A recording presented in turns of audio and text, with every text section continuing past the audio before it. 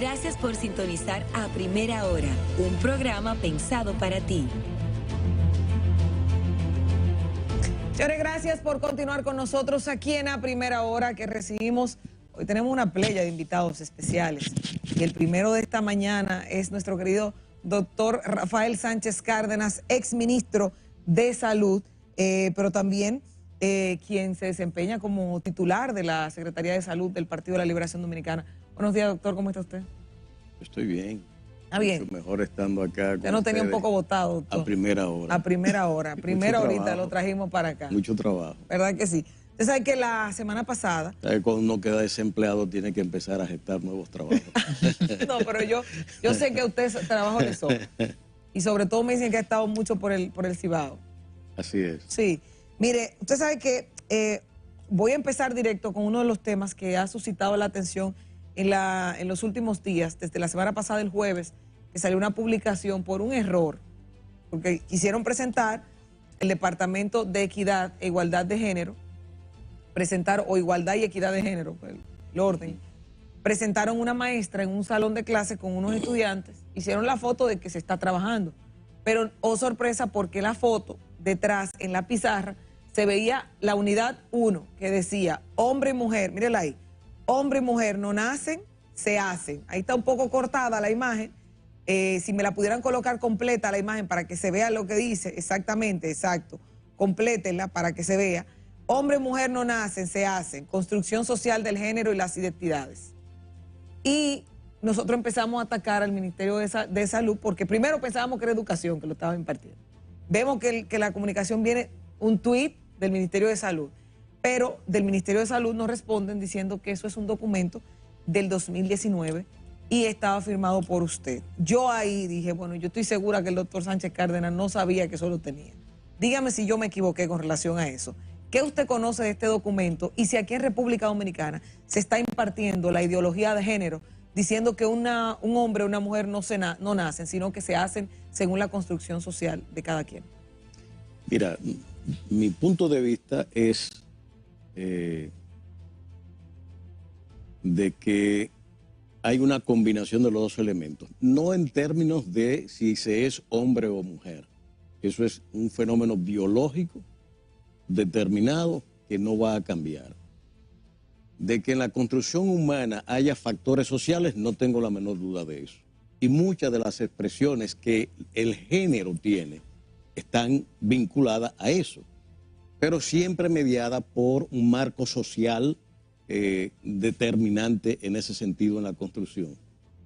Es más, es tanto así que todos los psicólogos y terapistas saben que dependiendo de determinadas crianzas pueden inducirse cambios en las identidades de género.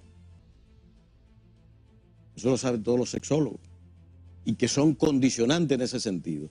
De manera que yo creo que para mí el elemento fundamental de todo esto es que la educación sexual ha sido siempre mi punto de vista, tiene que llegar a la sociedad y tiene que llegar a las escuelas y ser un factor coadyuvante en la formación. ¿Pero usted estaría de acuerdo con eso que se estaba impartiendo?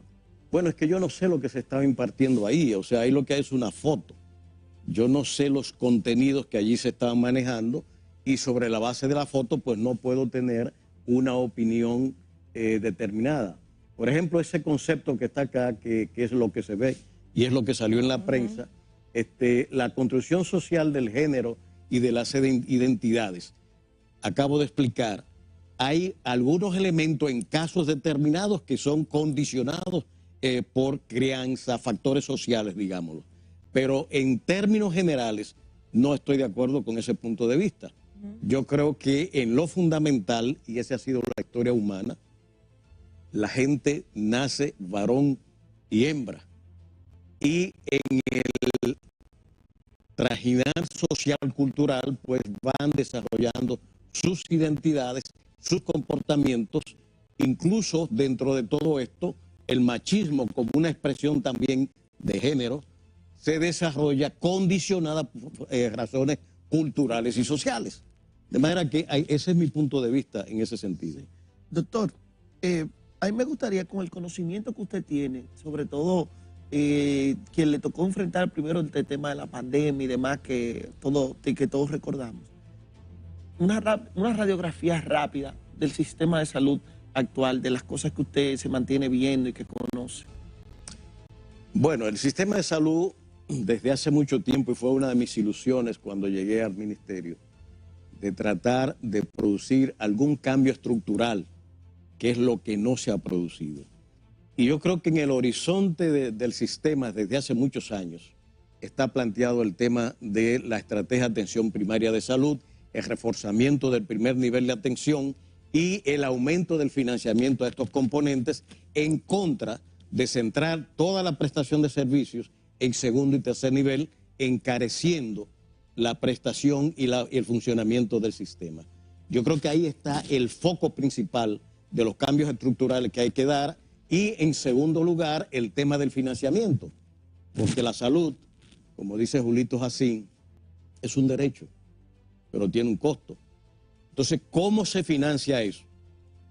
Eso corresponde a la ley 8701 de la Seguridad Social, que tiene una limitación estructural en la base socioeconómica de la sociedad. Es decir, una persona informal que no tiene una empresa detrás no entra al contributivo y por tanto tiene que entrar bajo el sistema subsidiado, porque no hay otra manera estipulada.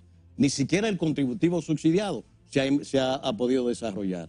De manera que en esta ley también hay un cambio que hay que hacer para ajustar el financiamiento de la prestación de servicios de salud. Yo creo que ahí está el núcleo fundamental en ese sentido. Hay un tercer elemento que también tiene que abordarse, que es el tema del costo de los medicamentos. 40 o 50% del costo de la salud tiene que ver con medicamentos. Y lo que tenemos es un desborde permanente de incremento de precios de estos medicamentos, una estructura de mercado que impide el acceso a tratamientos efectivos por parte de la gente que menos recursos tiene. Entonces eso aumenta la inequidad, y en el caso de la gente de menos pudiente, eso se paga con salud, eso se paga con vida.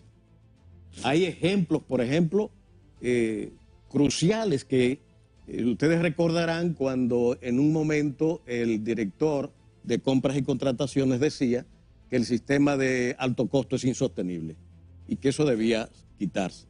Y yo me preguntaba... Eso generó un escándalo aquí que no ha vuelto a sacar cabeza él. Sí, pero fíjese que eso es una ignorancia. No creo que Carlos conociera lo que estaba diciendo. Es decir, nosotros pasamos de un país de desarrollo bajo a un país de desarrollo medio. Eso significa un crecimiento de 17% de clase media a un 32%, 33%, con demandas y cambios en los estilos de vida, que nos va asemejando en el marco epidemiológico a un país de desarrollo alto. ¿Qué es lo que determina y domina en los países de alto desarrollo? Las enfermedades crónicas. Le hace cánceres, enfermedades renales crónicas. Vinculado, y escúcheme ahí, a la alimentación, al estilo de vida. Exacto, estilo de vida que representa más del 40% de la enfermedad, de la carga de enfermedad. Entonces, si eso es así, y yo pongo, es que aquí no hay comida chatarra a venta, ¿por qué usted ve tanta obesidad en Estados Unidos? Tiene que ver con el estilo de vida y dentro de ello con el tipo de alimentación que desde niño llevan a cabo los ciudadanos en ese país. Y eso repercute en ¿qué? En aumento de las enfermedades cardiopulmonares, en aumento de los cánceres, en aumento de los trastornos metabólicos, dentro de los cuales la obesidad juega un papel importantísimo. No es casual que en Estados Unidos y en el mundo sigan creciendo las cirugías bariátricas como una manera de responder al trastorno metabólico. Doctor, a mí me gustaría saber, porque la última vez que lo tuvimos aquí, hablamos de los datos estadísticos del Ministerio de Salud Pública y de que los datos que se subieron al portal correspondían al primer trimestre del año anterior, los últimos datos. Entonces, ver si ha variado este tema, porque resulta interesante, tal vez, ver cómo es el comportamiento que ha tenido o han tenido ciertas enfermedades, sobre todo cuando hemos tenido un pico en los últimos días. Bueno, esta semana se subió el el sábado o el lunes o ayer lunes, 15 boletines, los primeros 15 boletines del año 2024 que no se habían publicado. Antes de eso, el último boletín fue el 52 del 2023. Es decir, que la rendición de cuentas del presidente del 27 de febrero se dio sin haber cerrado el boletín 52 del año anterior, en el cual, luego que se publique el 5 de abril, nos dimos cuenta de que la mortalidad materna había subido nueva vez. Ya en el 22 subió y siguió subiendo en el 23. Y este año vamos en el mismo camino de incremento. Y eso está ahí en los boletines recién publicados. De manera que siempre desde el año pasado... Está subiendo. ¿Y por qué más sube? ¿Cuáles son los factores que se den el incremento de la mortalidad materna? Si usted se fija en el discurso del gobierno, se basa esencialmente en el tema haitiano. Las haitianas son las que determinan el problema de la mortalidad materna. ¿Por cuáles factores? Y sucede que el 70%, 75% de las muertas son dominicanas. Si usted le quita ese 25%, se preguntará a cualquier persona medianamente inteligente, y entonces este 75%. ¿Por qué tiene una tasa tan alta de mortalidad? No tiene que ver con la nacionalidad. ¿Con qué tiene que ver, doctor? Hay un factor que sí pudiera interpretarse y asumirse incluso con la dificultades de chequeos previos, prenatales, de seguimiento, de condiciones de alimentación, etcétera, que inciden en la mortalidad de esas parturientas haitianas. No hay dudas de eso. Ahora, hay un tema estructural en el problema. ¿Por qué el 70-75% de esa mortalidad, que son dominicanas, mueren? Y una parte de ellas, también, aunque ínfima, son contributivas. Entonces, aquí hay un problema grave. Y mueren por hipertensión gravídica, mueren por hemorragias, una de las razones. ¿Y por qué una hemorragia la puede matar? Fíjese que una de las prácticas que se ha implementado es que después del parto, las embarazadas se despachan 4 o 5 horas después.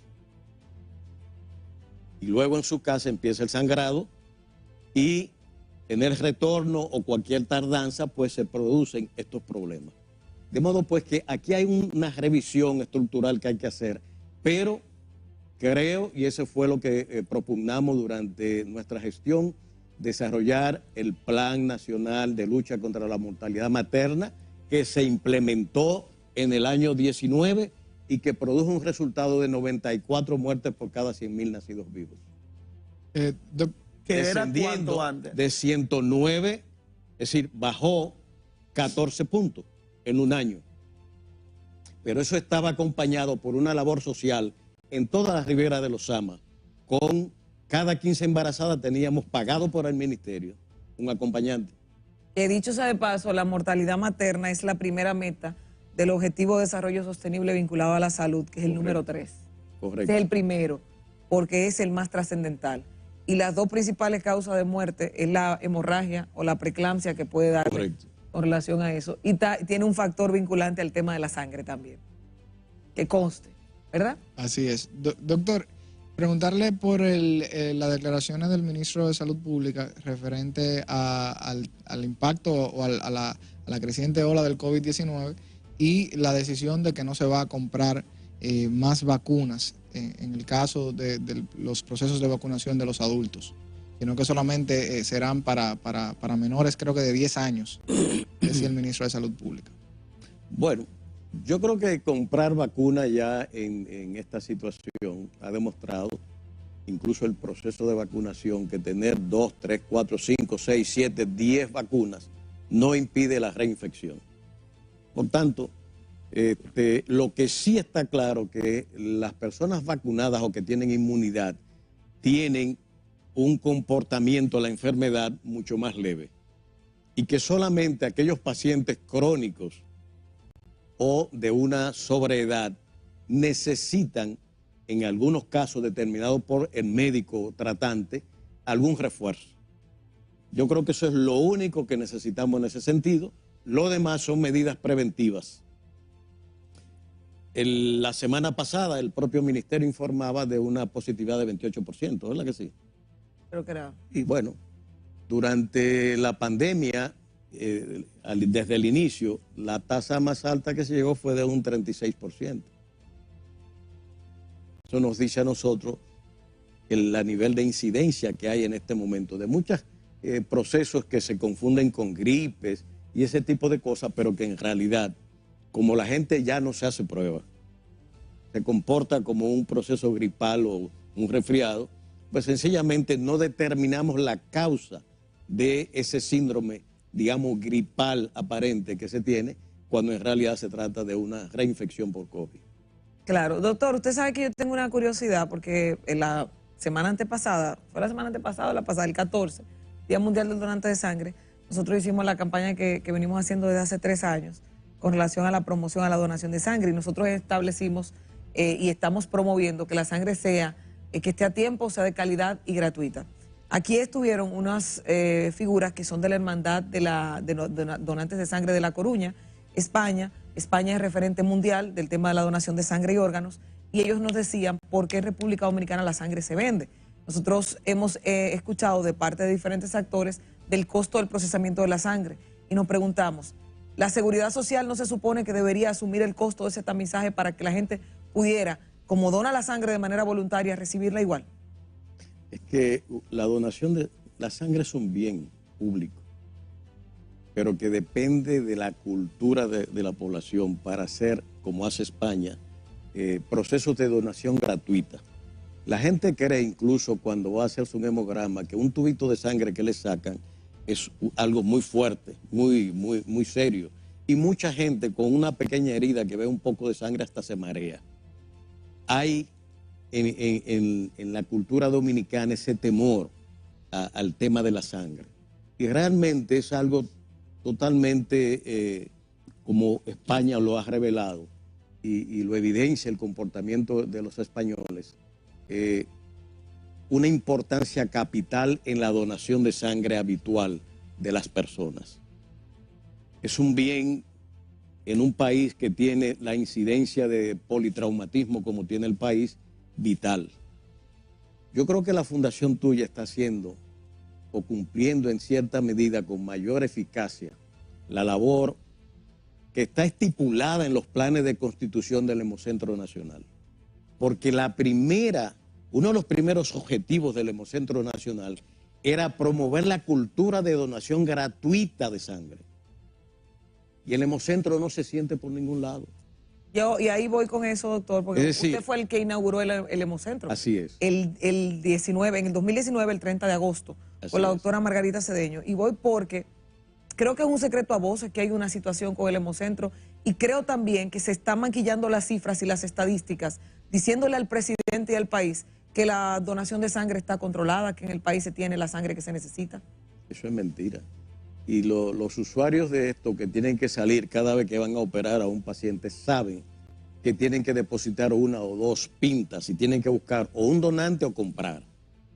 Eso no ha cambiado nada, porque tampoco el Hemocentro ha cambiado la capacidad de producción ni ha motorizado en la población la cultura de donación. Es que es ahí que está el gran detalle.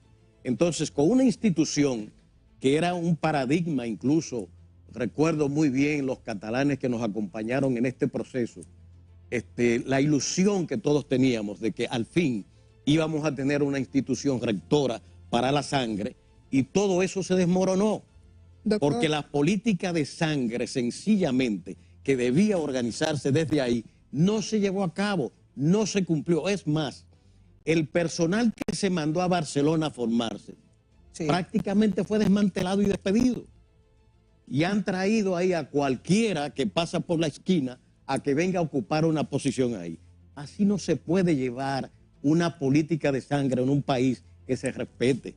Y eso es lo que ha pasado aquí con el tema. Doctor, me gustaría saber, y a propósito que estamos hablando de la sangre, porque Lorengni en algunas intervenciones ha mostrado preocupación por el tema también de las infecciones y los contagios por sangre no tamizada. Y eso es una de las cosas que hace que la gente o no quiera recibir transfusión o no quiera donar sangre. Entonces, preguntarle Si es que el Ministerio de Salud Pública al día de hoy, desde su perspectiva y desde lo que usted ve, no está siguiendo los procesos, los protocolos del tamizaje de la sangre, de la correcta verificación de que no esté contaminada, porque ya han llegado algunos casos a Lorengni de contagio de enfermedades Hay gente de que no lo transmisión quiere sexual. decir.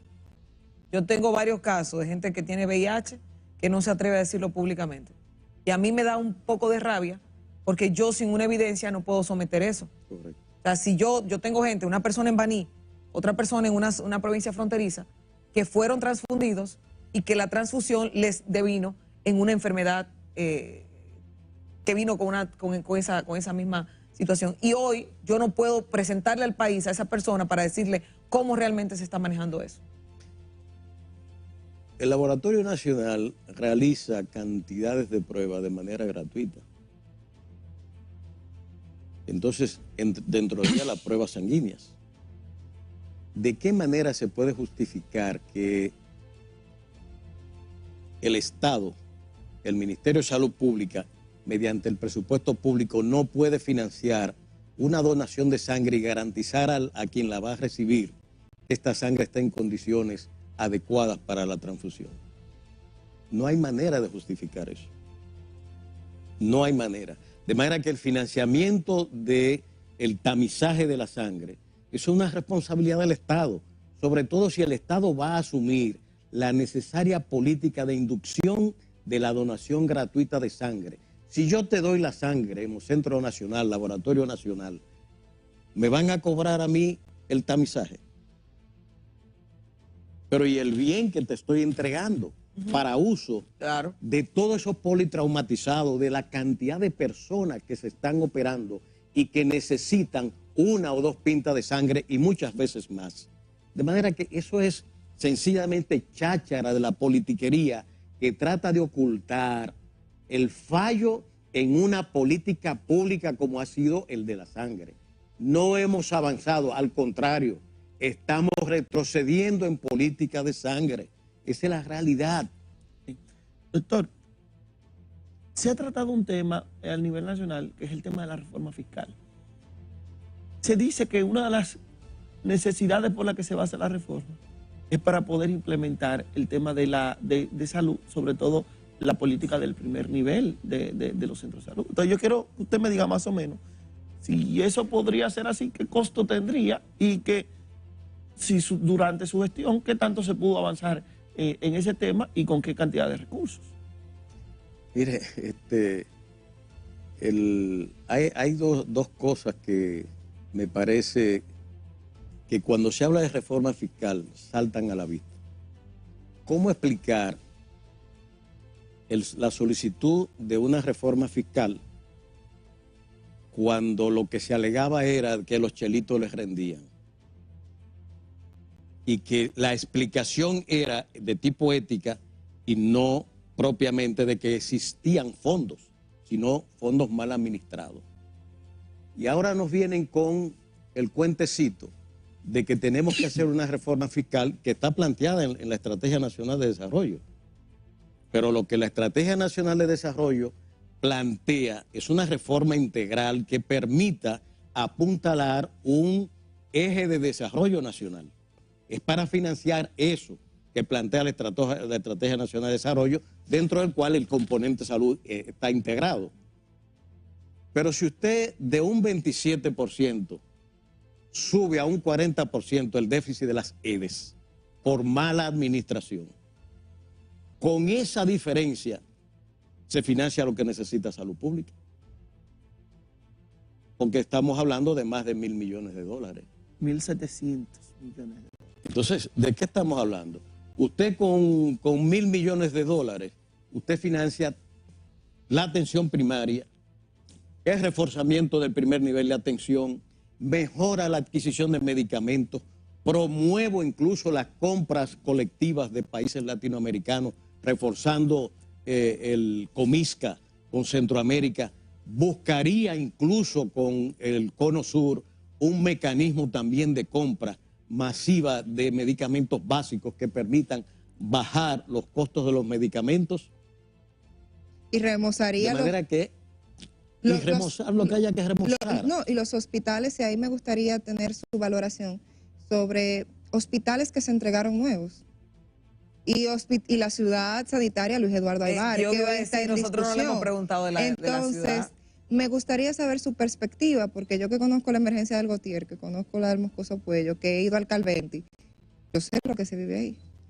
73% dejó el gobierno pasado, el gobierno donde usted cabezaba como ministro. O 75. No, eso estaba sobre el 80%. Sobre el 80%. Recuérdense en la inauguración, porque el presidente lo inauguró. Y dijo en ese discurso que ellos habían aportado, incluso hizo una aclaración pertinente ante un señalamiento que se trató de hacer en la inauguración por mi querida amiga Faride, de que había que reconocer el esfuerzo del gobierno del presidente Medina y que ellos solamente habían aportado 500 millones. En ese momento. Exactamente, pero estaba inaugurado.